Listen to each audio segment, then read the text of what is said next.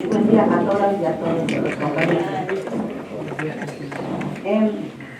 Preguntarle realmente, por ejemplo, ya con estas leyes que se aprobaron, más la firma de este protocolo del MEC, ¿cómo le va a ir al país?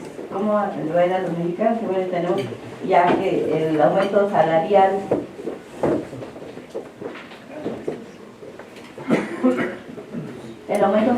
que se dio a los trabajadores, estos son complementos para que realmente veamos que va a haber avance en la economía de nuestro país y si esto también detendrá la ola de inseguridad que continúa la alta aquí en México. Gracias.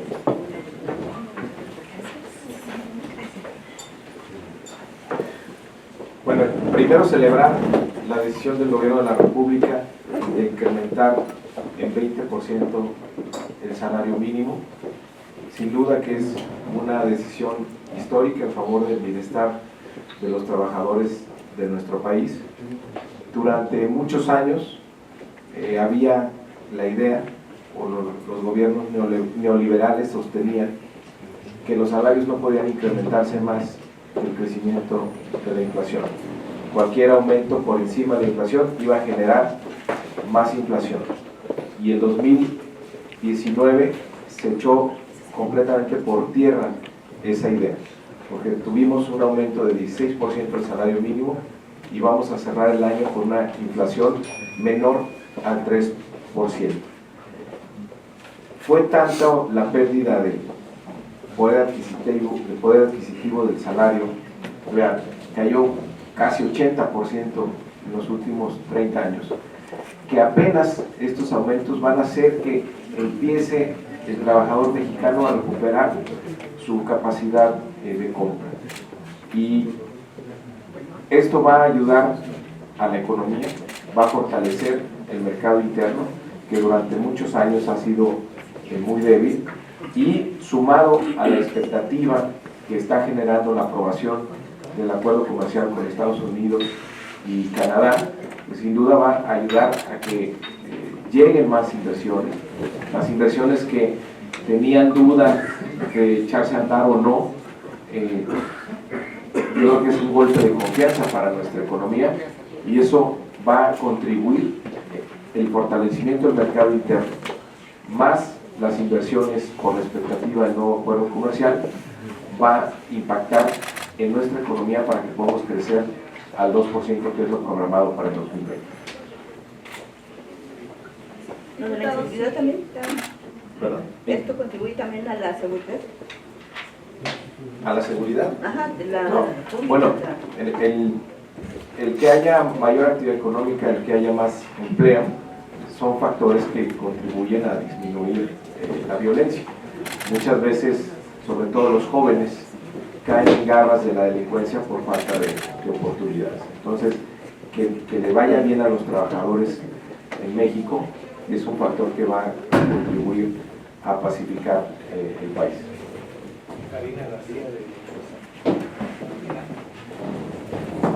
Gracias, diputado. Yo quiero preguntarle, ayer el Consejo General del INE hizo un ajuste a su presupuesto para acatar el recorte. Pero en este ajuste aprobó todo lo que tiene que ver con los salarios que regirán el próximo año y determinó que no va a hacer caso del recorte que ustedes les aplicaron a los salarios. Determinó que van a seguir ganando lo mismo que ganaban y incluso aludiendo a un artículo constitucional que habla de que la especialización es una digamos condicionante por la cual pueden mantener salarios pues más allá del salario presidencial, pues podrían ejercer ese apartado. ¿Usted qué le parece esto? Si habría forma de controvertir eso, la Cámara podría recurrir a alguna instancia para hacer valer su decisión, o por la prórroga que otorgó la Corte para la emisión de la ley de remuneraciones, pues están ellos en lo correcto. Gracias. Ese es el problema con el Instituto Nacional Electoral, que los funcionarios, los altos funcionarios y algunos consejeros quieren seguir manteniendo privilegios. en este año, por la vía del amparo, hay un buen número de funcionarios en esa institución que ganan por encima de lo que gana el presidente de la República. Y a mí me parece que se confunde la autonomía, la independencia que debe tener en su trabajo esta institución con la posibilidad de ganar lo que ellos consideren. Vamos a insistir nosotros en la austeridad republicana. Obviamente, si se van por la vía del amparo otra vez, seguramente van a tener éxito en el 2020 y van a lograr ganar más que el presidente de la República, pero yo creo que están perdiendo mucha autoridad moral. Ellos hablan de que los recortes al INE ponen en riesgo la democracia. Yo creo que se pone más en riesgo su credibilidad por su insistencia de ganar más de lo que gana el presidente de la República y no apegarse a los criterios de la ley de austeridad. Pueden tener un salario por encima del presidente de manera, por la vía legal, pero será siempre una vía ilegítima, dadas las condiciones que existen actualmente en nuestra economía y la exigencia de la gente de la austeridad republicana. Entonces, ¿se pueden salir con la suya? Sí, se pueden salir con la suya, pero yo creo que lo que no se dan cuenta es que por unos cuantos pesos ellos pierden autoridad moral. Diputado, buenas tardes. Preguntarle dos cosas. La primera, si es posible que el presidente de la República presente en febrero lo que es una iniciativa preferente en torno a la reducción de los recursos a los partidos políticos, si esta podría caminar nuevamente en la Cámara de Diputados.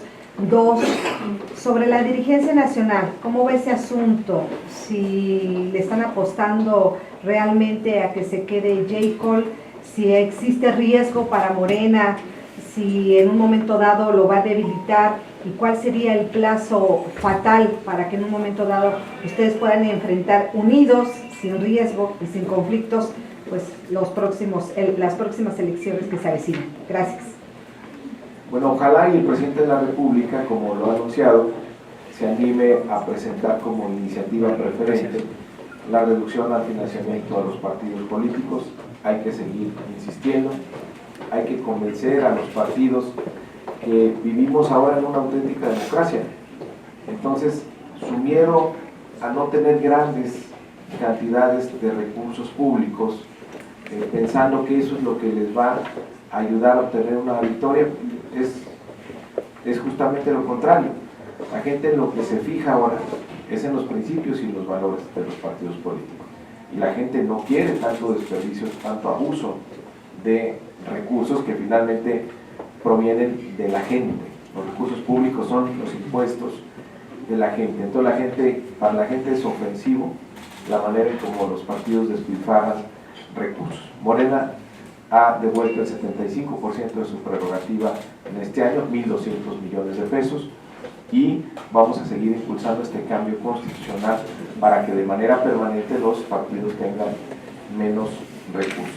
No deberían, son los nuevos tiempos, ya la política no se hace con dinero. La gente está muy despierta, la gente está muy politizada, muy informada, y además hemos hecho delito grave en los delitos electorales. Entonces, vamos a una democracia donde haya una competencia de ideas, de propuestas, de principios y valores de los partidos, de resultados de gobierno y también perfil de candidatos. Eso es lo que va a definir el triunfo de las elecciones y no ya el dinero.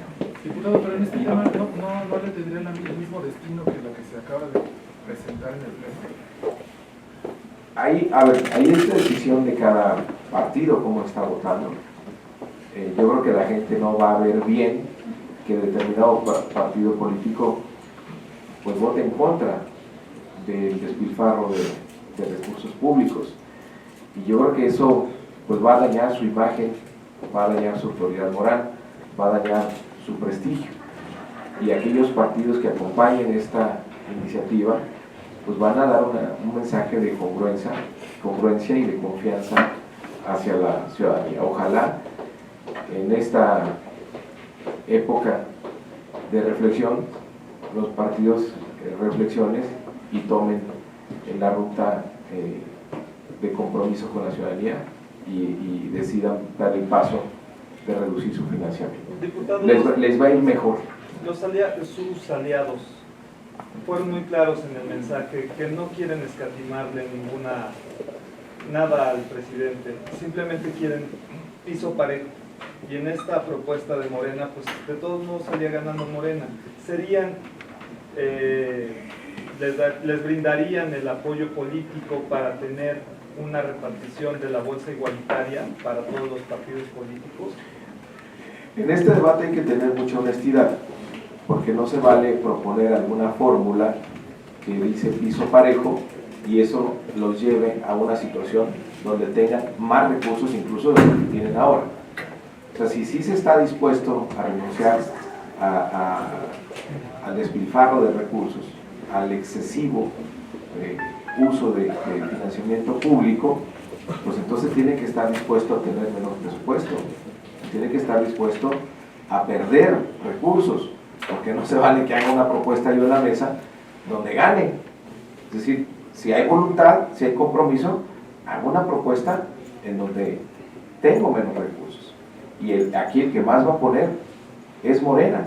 Lo va a hacer ya sea porque así lo mandate la ley, la Constitución, o por convicción, pero de cualquier manera Morena va a devolver por lo menos la mitad del financiamiento público porque nos parece ofensivo tal cantidad de dinero. Entonces nosotros no estamos protegiendo ninguna bolsa, no somos los que más vamos a poner con este recorte. Entonces, que no haya demagogia presentando propuestas del todo nada. No hay partidos que dicen no, cero de financiamiento, 100% de disminución. Pues qué contrariedad, si estás dispuesto a renunciar a todo, pues estarías en principio dispuesto a renunciar a la mitad, por algo se empieza. Entonces es un falso debate. U otros que proponen una fórmula donde en lugar de perder, ganan y dicen que es piso parejo. Entonces, aquí hay que ir a un debate serio, en donde los partidos digan, yo estoy dispuesto a tener tantos millones de pesos de financiamiento. Pero seamos honestos, ustedes son el partido en el gobierno, tienen programas sociales, no requerirían de recursos para hacer promoción. Los programas sociales, a diferencia del pasado, bueno, primero, ya son delitos graves los delitos electorales. Es decir, cualquier mal uso de recursos públicos, de los recursos del gobierno, son prisión preventiva, oficiosa. Y los programas sociales, a diferencia del pasado, ya no se manejan con una lógica clientelar. Los padrones son públicos precisamente para que no haya manipulación política. Entonces, si todos conocemos quiénes son los beneficiarios de los programas y aquellos que son derechos sociales como la pensión de adulto mayor o la beca de preparatoria Benito Juárez, donde no se necesita digamos, cumplir ciertos papeleos, sino simplemente tener más de 68 años para tener la pensión de adulto mayor, o estar en una preparatoria pública para tener la beca Benito Juárez. Bueno, no hay ninguna posibilidad de manipulación, porque los padrones además son públicos. Perdón, me falta una pregunta con respecto a la dirigencia nacional. Sí. ¿Cómo ves? Con respecto a la dirigencia, bueno, parece que está entrampado el asunto de la renovación de la dirigencia. Ojalá se logre un acuerdo por parte de los órganos directivos del partido, que se escuche al presidente de la República en su propuesta de la vía para solucionar esta situación a través de las encuestas como él lo propuso, y que miremos hacia adelante, que tengamos la madurez política para actuar en unidad, con visión de futuro, con mucho compromiso en el proyecto de la transformación, que finalmente es lo que importa, no el cargo que pueda tener una persona u otra, sino el proyecto de la cuarta transformación. ¿Podrían perder puestos, elecciones? Morena tiene que hacer un esfuerzo de organización muy grande. Es ahora el partido más grande del país. Viene una cita electoral muy complicada, que es la del 21, donde Morena tiene que salir a conquistar más espacios, tiene que hacer nuevas alianzas, tiene que seguir atrayendo las mejores causas. Morena es simplemente un instrumento del gran movimiento que representa.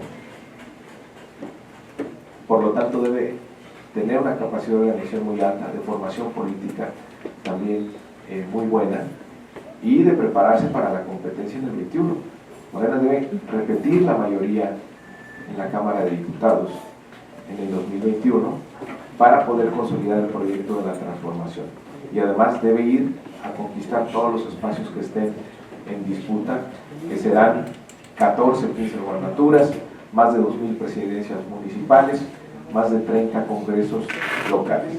Todos esos espacios deben ser objetivo de nuestro partido para impulsar la cuarta transformación.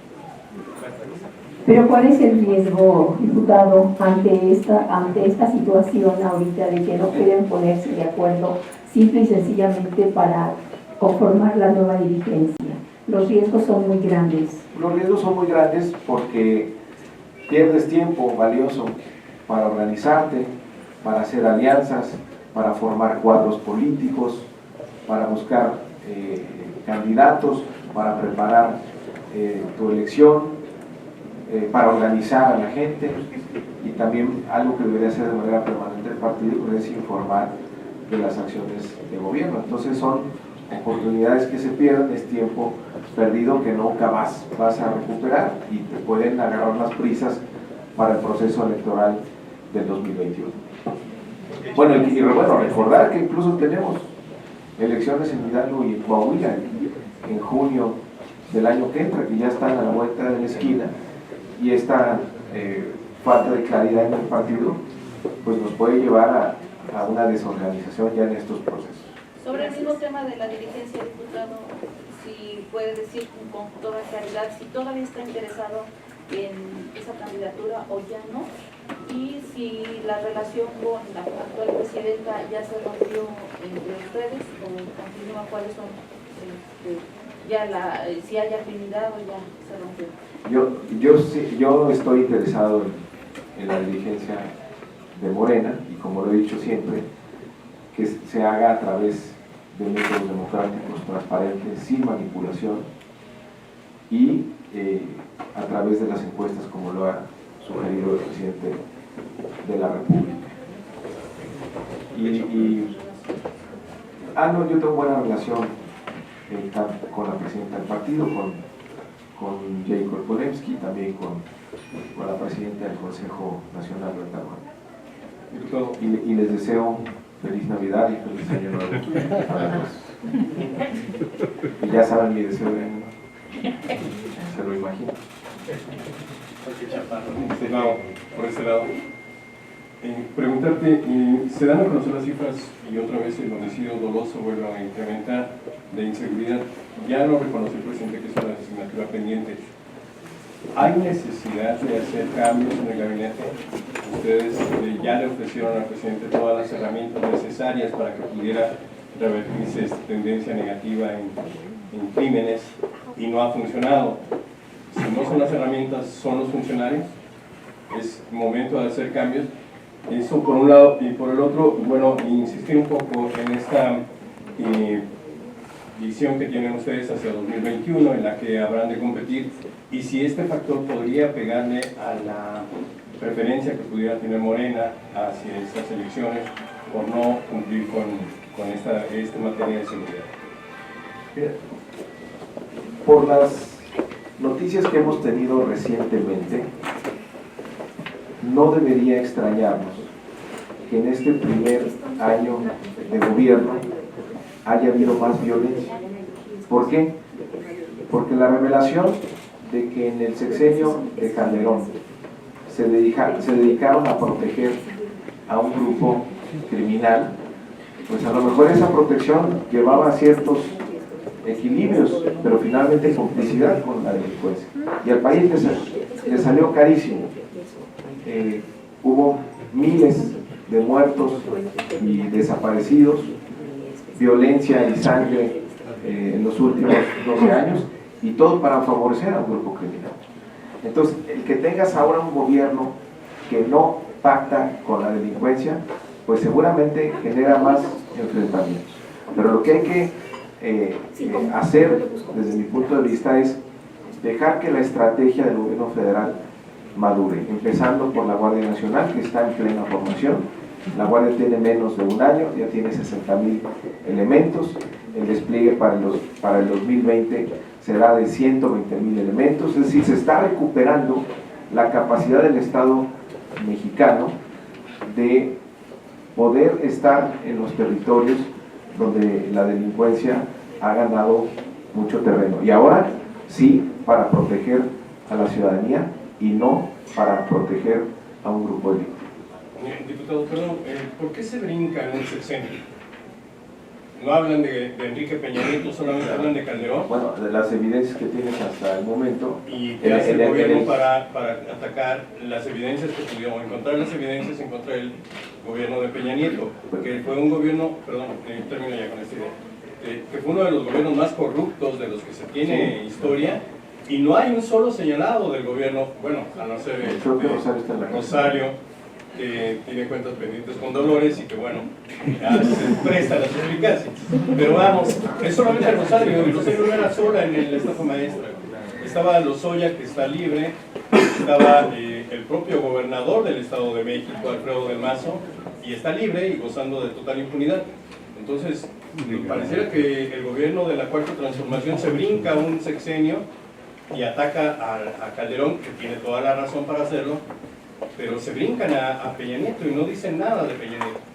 Y la segunda pregunta es, entonces, ¿le estás diciendo a la sociedad que aguante más muertos en lo que se madura la Guardia Nacional? Muchas gracias. Miren el tamaño de la inercia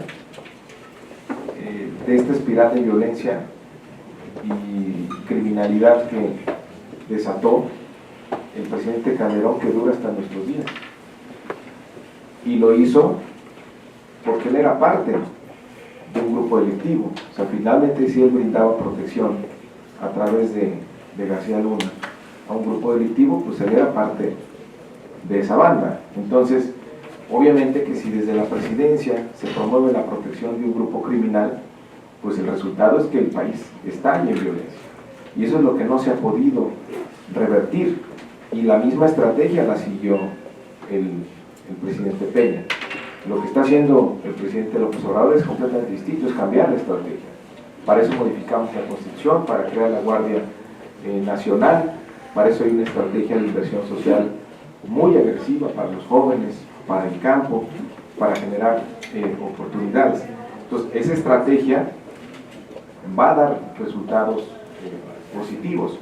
Lo que estamos viendo pues, son los últimos coletazos de un sistema donde había la complicidad del gobierno con los grupos delictivos. Entonces, el que ya no existe esa complicidad, pues obviamente que genera reacciones. Es mi punto de vista. Ahora, el presidente siempre ha dicho que no hay una cacería de brujas. No es que no se diga nada del sexenio de Peña Nieto, y hay varias investigaciones que tiene la Unidad de Inteligencia Financiera, hay prófugos, Rosario Robles está en la cárcel, y en el tema de la violencia, pues hablar de Calderón, que fue el que inició esta guerra, y lo hizo, que no se nos olvide, para distraer la atención de un enorme fraude electoral. Utilizó la guerra como distractor para que al país se le olvidara que se había robado la elección del 2006. Y eso, bueno, nos salió carísimo, y más ahora conocer que se dedicaban a proteger al cártel de Sinaloa. Entonces no es que nos brinquemos un sexenio, ahí está la responsabilidad de cada quien, y no hay cacería de brujas, pero como dice el presidente, si hay investigaciones que van saliendo, pues esas tendrán que seguirse y tendrá que haber justicia. En el caso de Calderón y García Luna, la detención de García Luna la hace el gobierno de los Estados Unidos. Diputado, muy buenas tardes. Dos cosas, ya que estamos en época de Navidad, que ya le escribiste la carta a los Reyes, ¿qué les vas a pedir para el próximo año? Por lo menos 3 regalos que digas. Y me interesa un problema que hay de suicidio en el ITAM. No sé si ahora se estén cambiando los tiempos, pero en un colegio como el ITAM, dándose suicidios, ¿a qué crees que se deba? Gracias.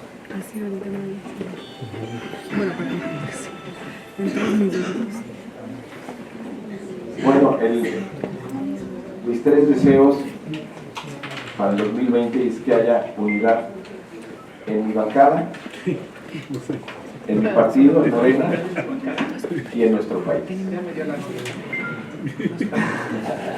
¿No hay unidad en su bancada, diputado? No, que se mantenga la unidad. Bueno, pues me remito a las votaciones. A ver. Claro que hay unidad. No, que se mantenga, es importante que la bancada se mantenga unida, ¿no? También que el partido, haya unidad en el partido, no estaría mal, ¿no? Sería un detallazo. Y por supuesto en nuestro país. Y luego, ¿qué más me... Hay diputados desobedientes y que yo encabece la unidad. Lo del ITAM. Lo del ITAM. Yo soy egresado del ITAM y mi época de estudiante sí había un nivel de exigencia académica muy alto, una competencia también muy fuerte, pero yo no recuerdo que fuera más allá de eso, de una exigencia académica normal que se tiene en una institución de educación superior. Sí me preocupa como Exitam la situación que está viviendo el instituto. Me parece que se debe escuchar a los estudiantes, se deben atender sus peticiones, debe haber mucha atención por parte de las autoridades.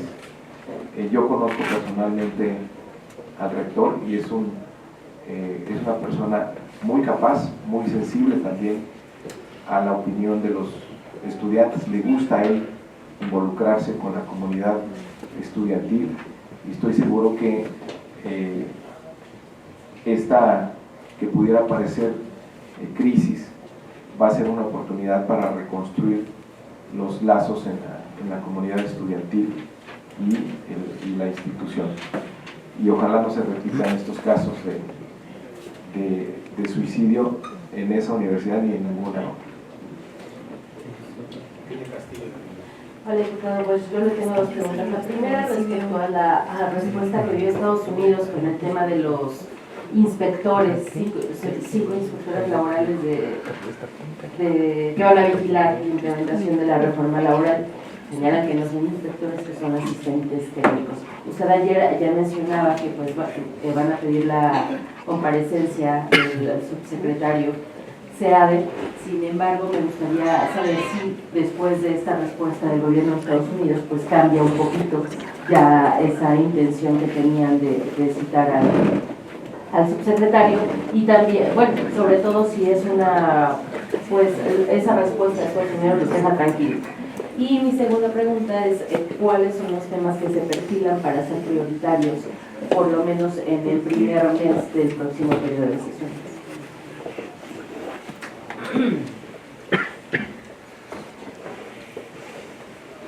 Bueno, el gobierno de los Estados Unidos ya aclaró que no van a venir a hacer acciones de supervisión. De todos modos, yo había dicho ayer que pues si el gobierno mexicano no autorizaba a estos inspectores, no podían entrar al país. Entonces yo creo que no hay nada de qué preocuparse. Y los temas para el siguiente periodo, uno muy importante es el outsourcing. Si el presidente presenta su iniciativa preferente, pues será otra vez el tema de financiamiento a partidos. Tenemos pendiente el tema del fuero, que finalmente con el ir y venir de la iniciativa presidencial entre el Senado y la Cámara vamos a tener que presentar nuevamente la iniciativa, como tendremos que presentar nuevamente la iniciativa del FINAGRO, Financiera Agropecuaria, que es esta institución que va a agrupar a todos los organismos que actualmente se dedican a apoyar acá. Esas serían, digamos, las primeras iniciativas para el mes de febrero. Y en cuanto a reforma constitucional, está la del artículo 4 para dejar como derechos sociales en la Constitución la pensión de adultos mayores, la pensión para personas con discapacidad y la beca universal en educación media superior. Diputado, pero con esta respuesta del gobierno de Estados Unidos, entonces desisten de esta intención de citar a comparecer al subsecretario. Pues me parece que todo está aclarado. Vamos a ver cuál es la discusión mañana en la comisión permanente. Yo creo que en todo caso habría que respaldar al gobierno mexicano en la postura que tuvo respecto a este tema. Por eso entonces ya no estaría yo no la intención para mí no tendría ningún caso distraer en estos momentos al subsecretario SEADE cuando la situación parece que ya está muy clara. Sí, buenas tardes de nuevo. Dos preguntas. A ver, la primera, el tema del outsourcing. ¿La iniciativa va a diferir en algo o va a ser la misma que presentó Napoleón Gómez Urrutia en el Senado? Y la segunda pregunta es, pues estamos viendo una situación de, o se pronostica, los especialistas financieros, una crisis en el 2020, una crisis económica. Además de todo esto, pues el índice creciente de homicidios y delitos que estamos viendo en el país, y aparte, parece que la gente del PRD y el PRI que se afiliaron a Morena pues llevan sus vicios de las tribus, parece que le está pegando mucho a Morena esa situación. Entonces aquí la pregunta es, esta segunda pregunta es, ¿está en peligro Morena de perder espacios en las próximas elecciones por todo este tipo de escenario que estamos viviendo de crisis, tribus y delincuencia? Y una tercera, esta es ya mera curiosidad, el deseo de quedarse estas dos mujeres dirigentes de Morena en el cargo es porque es un capricho, es poder o es el dinero, porque parece que no suena lógico que una cuarta transformación vemos a dos personajes que no quieren democratizar al partido lo normal, por lo mismo de las tribus. Gracias. En el caso del outsourcing, aquí hay iniciativas en la Cámara de Diputados. De hecho, prácticamente se tenía un dictamen, es una iniciativa diferente a la propuesta por el senador. Lo que se va a hacer es tener una discusión más amplia, porque es un tema muy sensible, tiene que ver con muchos trabajadores, hay que encontrar el equilibrio entre derechos laborales y flexibilidad laboral, cosa que no es sencilla. Entonces, por eso se pospuso la discusión para tener una perspectiva más amplia. Bueno, estos son supuestos tuyos, ¿no? De que va a haber crisis económica, de que van a seguir aumentando los delitos y que seguirán los conflictos en Morena. Yo, sobre todo en esta época, prefiero ver las cosas de manera optimista. Yo no veo elementos que estén configurando una crisis económica, sobre todo con las cifras de cierre que vas a tener en el año, donde tienes finanzas públicas sanas, no endeudaste al país, tienes una meta inflacionaria a la baja, tuviste un crecimiento del salario mínimo de 16%, y el componente de la demanda agregada que no permitió el crecimiento fue el de la inversión privada, y la inversión privada se mueve con expectativas, y la expectativa del nuevo acuerdo comercial perfila a la zona de América del Norte como una de las más atractivas para la inversión en el mundo.